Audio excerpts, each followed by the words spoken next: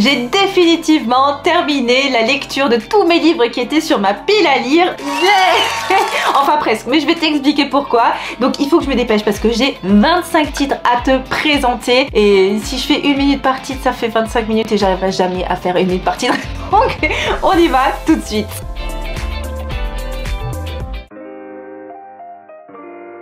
À la dernière place du classement, Ghost and Lady, collection Black Museum de chez Kiyun, écrit par Kazuhiro Fujita. J'ai pas du tout aimé Ghost and Lady. Alors on est au 19e siècle, vous avez une femme qui est hantée par les esprits et puis il y a un fantôme qui vient à sa rescousse et c'est une sorte de mauvais Karakuri Circus en plus fouillis avec des personnages inintéressants. J'ai absolument aucune envie de lire le tome 2 et pourtant c'est une intégrale en 2 tomes hein, donc j'aurais vite terminé, mais je m'en fiche complètement en fait de cette histoire. C'est pas bien écrit, j'aime pas les dessins, j'aime pas les persos, je trouve ça pas très bon, donc je vais m'abstenir de lire la suite. Donc quand je vous disais voilà j'ai terminé ma palle ou presque, bah, j'avais les 2 titres évidemment dans ma palle mais j'aime pas du tout, donc il est hors de question que je me force à lire. Donc voilà, désolée, j'ai pas adhéré à l'histoire de Ghost and Lady. À la 24e place du classement, je suis désolée mais j'arrive vraiment pas. Full Metal Alchemist, je me suis mise à jour avec les tomes 14, 15, 16 et 17 et si je dois être tout à fait honnête avec vous, il y a certaines pages où j'ai vraiment tourné comme ça parce que bon, à ma décharge, j'ai vu l'anime, je m'en souviens encore très bien, je sais ce qui se passe, donc je n'ai absolument aucune surprise et comme c'est pas mon histoire préférée, c'est pas mes dessins préférés, c'est pas mes personnages préférés non plus, donc voilà, je lis l'histoire sans vraiment la lire, sans grand intérêt. J'ai commandé quand même le tome 18, comme ça j'ai la complète, l'intégrale. Je l'ai dans ma collection. Parce que j'ai quand même un petit attachement, en tout cas au début de l'histoire de Full Metal Alchemist, c'est pour ça que je continue quand même. Mais voilà, pour vous dire que je lis sans lire parce que mon désintérêt est quand même assez profond pour cette série. Désolée. Mais par contre, hein, toujours bravo pour cette très jolie édition qui fait honneur quand même à ce classique. Pour ceux qui aiment, ils doivent être très contents. Et moi aussi d'ailleurs, je suis très contente d'avoir cette jolie édition dans ma Mangatech. Ça brille. Si vous avez vu notre dernier vlog, vous n'allez pas être étonnés. Je mets cas de Jiro Taniguchi qui nous parle d'un alpiniste de génie un peu reclus qui veut rester méconnu et qui va sauver tout un tas de personnes qui vont tenter de gravir les montagnes. Donc lui il va à chaque fois les sauver. Bon, je n'ai pas trouvé ça exceptionnel, j'ai pas eu beaucoup d'attachement pour le personnage, j'ai pas trouvé l'histoire fondamentalement géniale. Donc ça manquait un petit peu d'enjeu. Bon, vous allez me dire, il y a quand même la survie des gens qu'on va secourir, mais vu que je les connais pas, désolée. Non, j'ai pas trouvé que c'était exceptionnel, c'était pas mauvais non plus, ça se lit, mais voilà, j'ai pas vraiment beaucoup apprécié. Je vous invite à aller voir le vlog si vous voulez plus de détails sur cette série.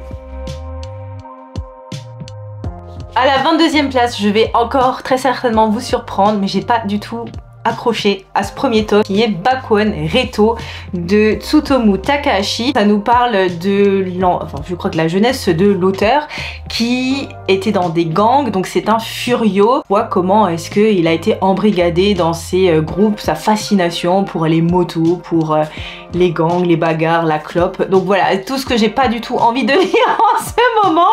Franchement, les furios, j'aime pas ça vraiment de manière générale. Et donc je crois que j'étais pas du tout d'humeur à lire Bakuon Reto. Donc pour moi, je vais m'arrêter là parce que on a tous les tomes. Adrien adore cette série, mais lui il aime beaucoup les furios. Donc je m'étais dit bah tiens, je vais lire tous les tomes qu'on a à disposition. Et en fait non, je vais arrêter parce que j'ai pas envie de regarder l'histoire d'un gosse qui aime les clopes, la bagarre et les motos. Donc au lieu de lire et de me forcer et de vous dire que j'aime pas, bah, je vais m'arrêter au premier tome et ça sera très bien. En tout cas pour l'instant, je suis pas en mode furio. À la place 21, autre déception, c'est Kakuemon, Stand By Me Kakuemon, plus exactement, écrit par Shuo Sato, et qui nous relate la vie pas très glorieuse d'un mangaka, les coulisses, l'envers du décor. C'est pas joli, la pression des éditeurs, les difficultés quand on est assistant, etc. C'est pour public averti, j'ai pas aimé tout simplement parce que je m'en fiche aussi de les coulisses du mangaka. Le personnage principal, je l'aime pas. Je m'en fiche qu'il réussisse ou pas. Ouin ouin, c'est dur la vie. Ok.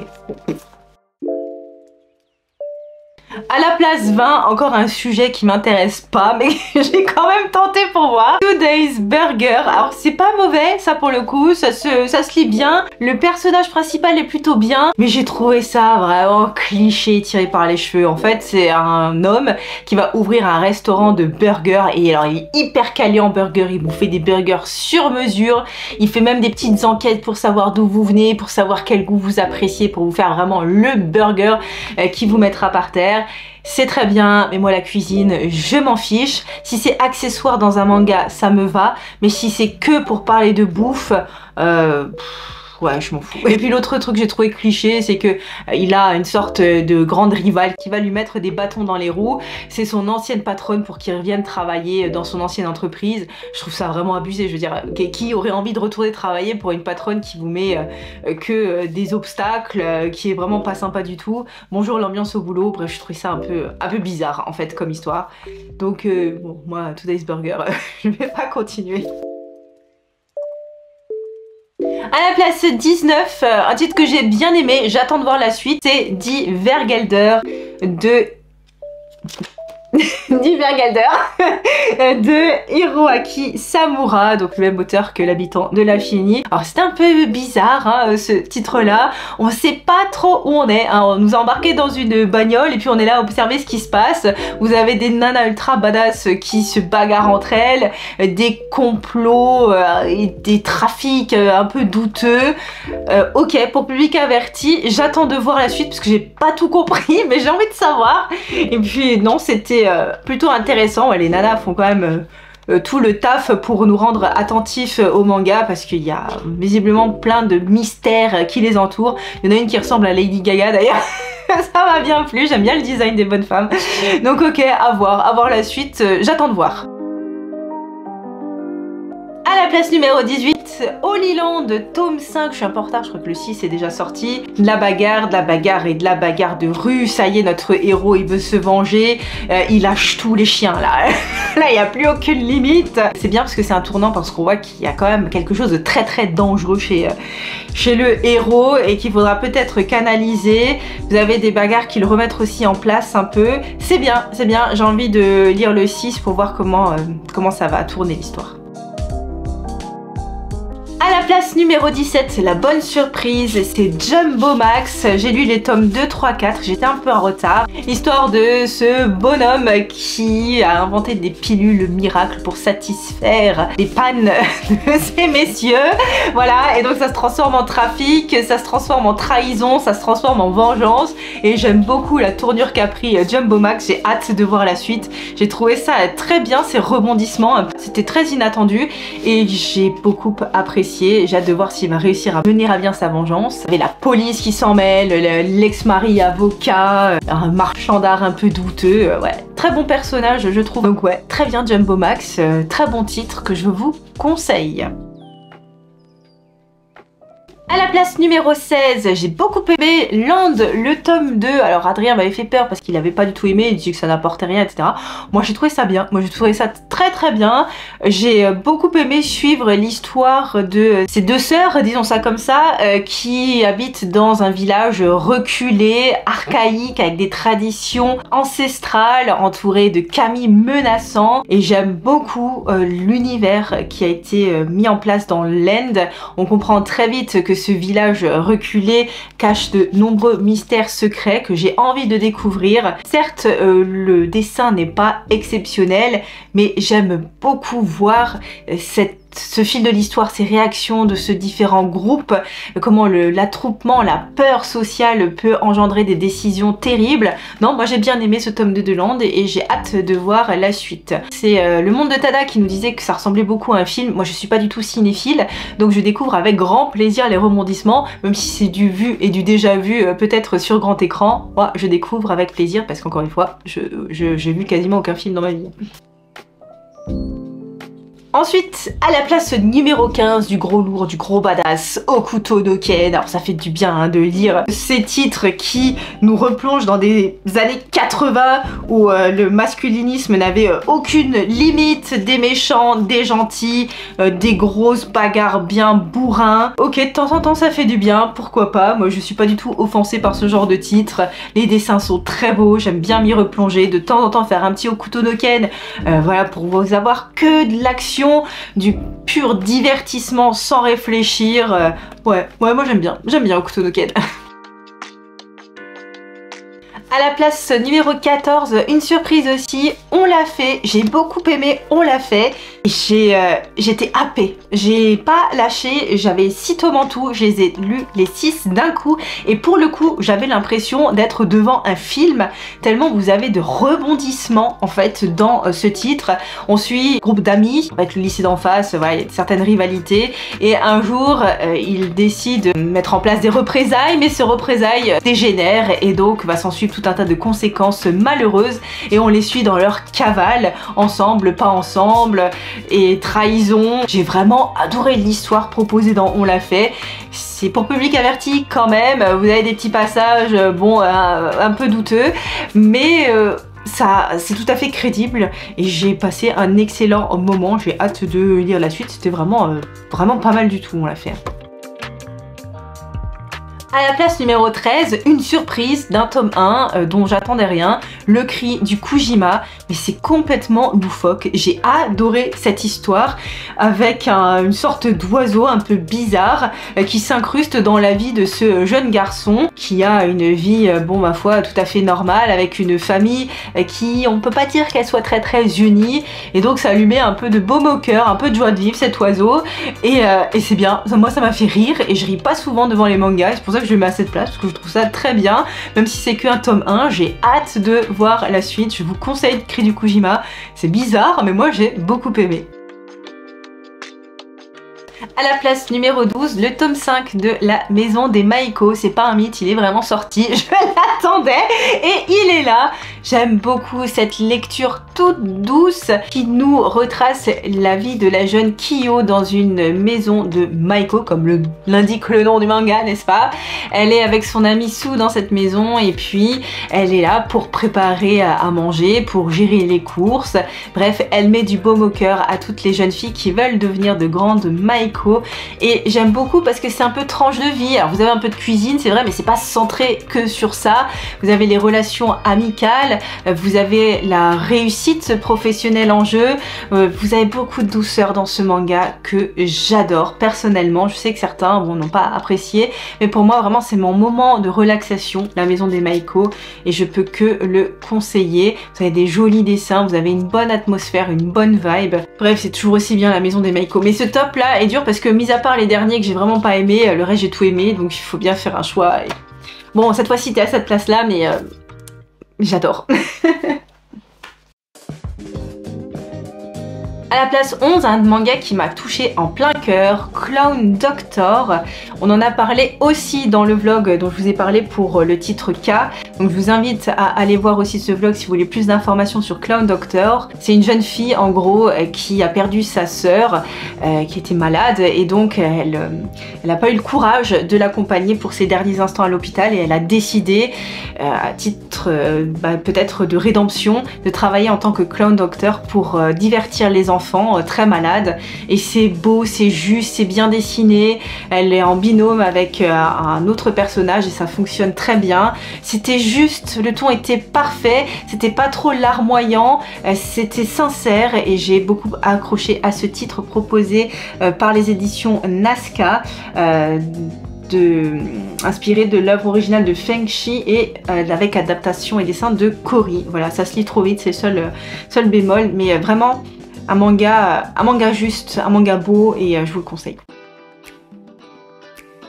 À la place numéro 10, mon webtoon préféré, Solo Leveling. Qu'est-ce que j'aime bien Solo Leveling en ce moment. C'est une lecture qui ne me déçoit pas.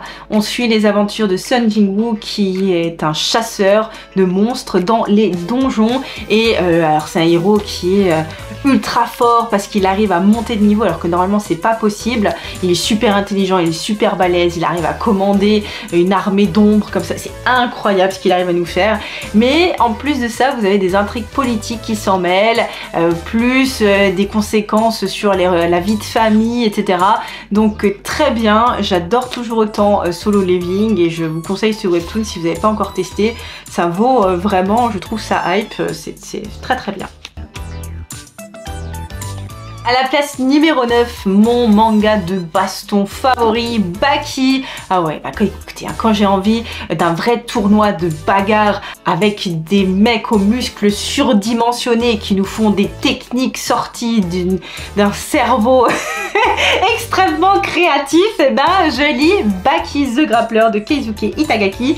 Donc c'est chez Meian, j'aime beaucoup cette édition en grand parce que comme ça je peux bien profiter, voilà, de toutes les techniques de baston. Moi j'adore ça.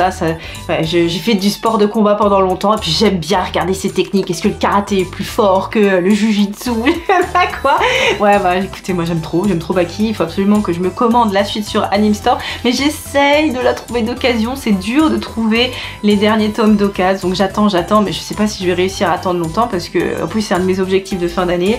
J'ai envie de connaître la fin de Baki, j'ai envie de lire de la bagarre, voilà. Mais vous savez, pas de la bagarre comme dans Hokuto no Ken où c'est un peu bourre-pif.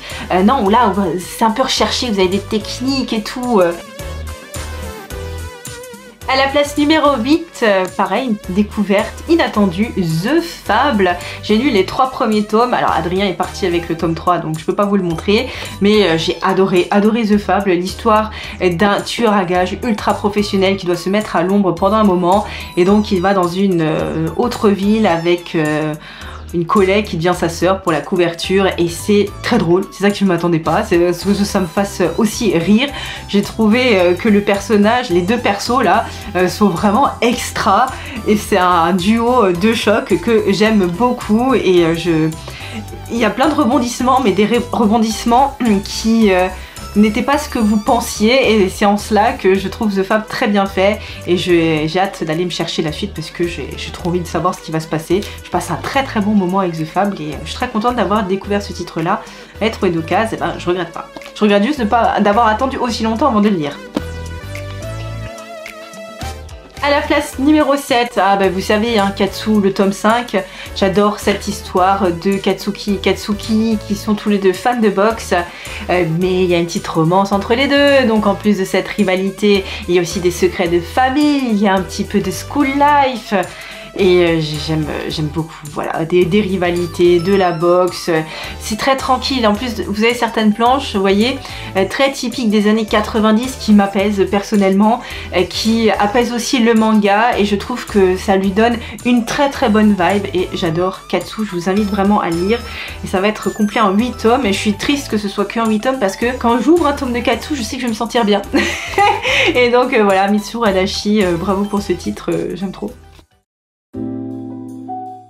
À la place numéro 6, Kujo l'implacable, que j'adore, écrit par Shohei Manabe, qui a aussi écrit Ushijima. Je me lance pas dans Ushijima parce que visiblement c'est difficile psychologiquement à lire, plus que Kujo. Des fois Kujo aussi j'ai un petit peu du mal à certaines scènes, pour public averti, parce que là vous avez un avocat qui va défendre même la pire des racailles, et parce que lui c'est la loi qui doit s'appliquer, et des fois vous avez quand même des situations très hardcore, franchement à supporter. Vous vous dites, je suis bien contente de pas connaître ce milieu là, mais en fait ce type est tellement intelligent et il raisonne bien. C'est comme disait Adrien dans je sais plus quelle vidéo, c'est la lumière au bout du tunnel pour tous ces gens qui sont au fond du seau. Voilà, on veut savoir la suite, je veux savoir la suite, je veux la suite, c'est trop bien. À la place numéro 5, vous nous l'avez conseillé, reconseillé, bah ça y est, on s'y est mis. Kingdom. Alors Kingdom, j'ai lu pour l'instant les 6 premiers tomes. Donc les 6 premiers tomes, vous voyez, qui sont dans la boîte. Et belle surprise, j'ai beaucoup apprécié Kingdom. Moi je me suis dit, bon voilà, ça y est, ça va être encore un truc que tout le monde aime, sauf moi. Bah non, non, j'ai bien aimé l'histoire d'un jeune garçon qui veut devenir le plus grand général sous les cieux, sauf qu'il est de basse extraction et donc il va y avoir un chemin périlleux qui est devant lui. Il va faire des rencontres qui vont un peu pousser son destin vers l'avant.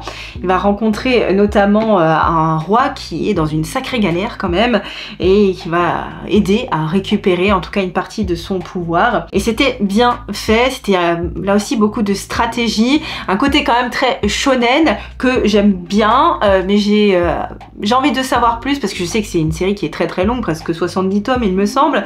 Donc voilà, je veux en voir plus pour me faire mon avis définitif. En tout cas, ça part vraiment très bien.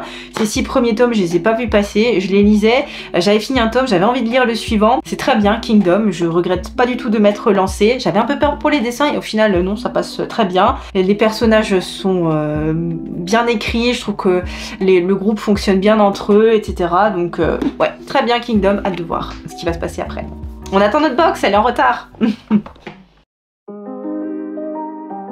À la place numéro 4, dans la même veine, Boko Stratège, je me suis mise à jour, j'ai lu les tomes 3, 4, 5 et 6 qui finissent beaucoup trop vite parce que j'aime vraiment énormément cette histoire, peut-être un peu plus seinen, plus mature que Kingdom. On suit Boko qui est un disciple de Mozi qui est une branche particulière d'un art de la guerre plutôt défensif et son but c'est de défendre une citadelle. Alors va-t-il y arriver, va-t-il pas y arriver, je vous le dis pas, mais ses aventures ne s'arrêtent pas là puisqu'après il va devoir s'exiler, aller ailleurs, défendre autre chose et j'ai beaucoup apprécié l'enchaînement des événements. J'aime beaucoup ce côté stratégique et puis ces sortes de pauses qu'ils nous mettent dans le manga où on attend comme ça, haletant de savoir qu'est-ce qui va se passer et ça nous immerge complètement dans l'histoire. On est à fond avec Boko, on a envie qu'il réussisse. Des fois il se prend des mauvais coups, on se dit mais comment il a pu se prendre un mauvais coup comme ça, et de temps en temps il nous sort des...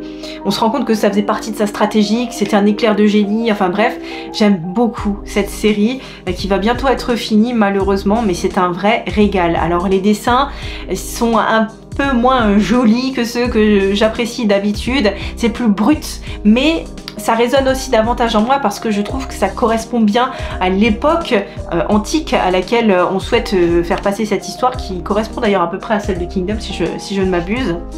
Bref, j'aime beaucoup Boko Stratège et je vous invite à découvrir ce titre qui est excellent. Si vous avez aimé ça, il n'y a aucune raison que vous n'aimiez pas ça. À la place numéro 3 de mon classement, Isabella Bird. Je vous en ai déjà parlé d'Isabella Bird, beaucoup. Cette aventurière fin du 19e qui va explorer le Japon pour découvrir ses traditions. On adore, elle est accompagnée d'un guide local. Les deux persos ensemble, ça fonctionne très bien parce qu'ils ont des caractères complètement opposés mais qui se complètent. La personnalité d'Isabella fait qu'on découvre le Japon de cette époque avec elle, avec ses yeux émerveillés. Bien sûr, elle va avoir des bâtons dans les roues et pas seulement des autochtones mais aussi de certains de ses compatriotes. J'ai hâte de lire la suite. C'est une excellente série que je vous conseille. Tout est bien, de A à Z, c'est très bien. Je sais qu'on m'a conseillé Bride Story parce qu'on m'a dit que c'était même un peu mieux qu'Isabella Bird, mais je vous avoue que dans Isabella Bird, il y a un moment où elle découvre la tradition du mariage au Japon. Je crois que c'est le passage qui m'a le plus ennuyée de tous, donc je vais pas me lancer dans les trucs de mariage parce que ça m'intéresse vraiment pas. Donc voilà, je continue sur Isabella Bird, un excellent titre que je vous conseille absolument. À la place numéro 2 de ce classement, L'Oiseau Bleu de Takashi Murakami. Alors c'est un auteur qu'on a découvert récemment avec Le Chien Gardien d'Étoiles et du coup on a envie de lire tout ce qu'il a fait tellement on a adoré ce titre et j'ai pas du tout été déçue de L'Oiseau Bleu. C'est une histoire très touchante qui m'a mis la larme à l'œil. J'ai pas pleuré j'ai pas pleuré mais j'ai eu la larme à l'œil et c'est l'histoire d'une famille à qui il va arriver certains malheurs et il va falloir dépasser ça. Je vous laisse découvrir, je vais pas vous spoiler l'histoire parce que ce serait trop dommage. Il faut que vous lisiez ce chef-d'œuvre. C'était extrêmement touchant, c'était bien écrit, les personnages trop bien. Dans ce que j'ai pu voir dans d'autres œuvres, et il nous prend comme ça plusieurs petites histoires et puis nous les imbrique les unes avec les autres et c'est une façon de faire que j'apprécie beaucoup parce qu'on voit qu'après tout est lié et on se dit ah oui d'accord, ah oui d'accord. Il y a des sortes de révélations comme ça quand on lit, on se dit ah oui d'accord, on a mis en place les pièces du puzzle, ce qui est très agréable et très touchant comme toujours. Donc je vous conseille absolument de lire L'Oiseau Bleu, c'est très très bien, c'est excellent. Et c'est chez Kiyun, encore une fois. Et à la première place du classement, Le Chien qui voulait voir le Sud, du même auteur. Alors autant là j'ai failli lâcher ma larme pour L'Oiseau Bleu, autant là je crois qu'au bout de 2 pages là vraiment j'ai été très touchée, mais je suis sensible quand il y a un chien parce que j'en ai un moi-même et je crois que ça me touche vraiment beaucoup quand il se passe quelque chose. Et donc c'est l'histoire d'un chien qui va faire plusieurs rencontres et ces rencontres vont l'amener quelque part et on va comprendre le cheminement en fait qui a été réalisé à la fin. C'est très beau, les différentes personnes qui les rencontrent ont tous une histoire assez triste mais pleine d'espoir en même temps, et c'est ça qu'on apprécie avec Murakami, c'est que même si le destin te donne l'âme en peine, il faut y croire quand même, comme dirait Cendrillon. Donc voilà, Le Chien qui voulait voir le Sud, c'est excellent, lisez ça, c'est chez Akata, c'est merveilleux. Lisez ça. Je veux pas vous en dire trop parce que c'est un one shot. Je voudrais encore une fois pas vous gâcher la surprise de la découverte de cet excellent titre, mais je vous le répète une dernière fois, lisez ça, c'est magnifique, c'est juste, c'est touchant, c'est beau, vous le regretterez pas. Et voilà, on y est. Alors je suis allée très vite parce que je voulais pas non plus m'éterniser avec cette vidéo. Et j'espère que ce top flop vous a plu. N'hésitez pas à me dire si vous voulez que j'aille un peu plus en profondeur sur l'un ou l'autre des titres. N'hésitez pas non plus à me dire en commentaire quels sont vos tops à vous de ce dernier mois, là, de vos dernières lectures. Merci pour tous vos abonnements, ça nous fait vraiment super plaisir de voir que vous nous soutenez de cette manière. N'hésitez pas non plus à utiliser notre code Rakuten si vous voulez faire des achats en ligne et obtenir une réduction de 10 €. C'est très simple, hein, vous vous inscrivez sur le site et pour votre première commande d'au moins 20 €, vous mettez mon code que je vous affiche et puis ça vous fait une réduction de 10 €, ce qui est quand même pas négligeable, et nous ça nous fait 10 points qu'on peut utiliser sur le site. Donc voilà, je vous le rappelais, ce code Rakuten, donc n'hésitez pas à l'utiliser, c'est toujours ça de gagner. Je vous mets la vidéo du vlog juste ici pour que vous voyez notre dernière emplette achat manga et les 2 titres dont je vous ai parlé dans ce top flop, et je vous dis à très bientôt pour la prochaine vidéo. Salut!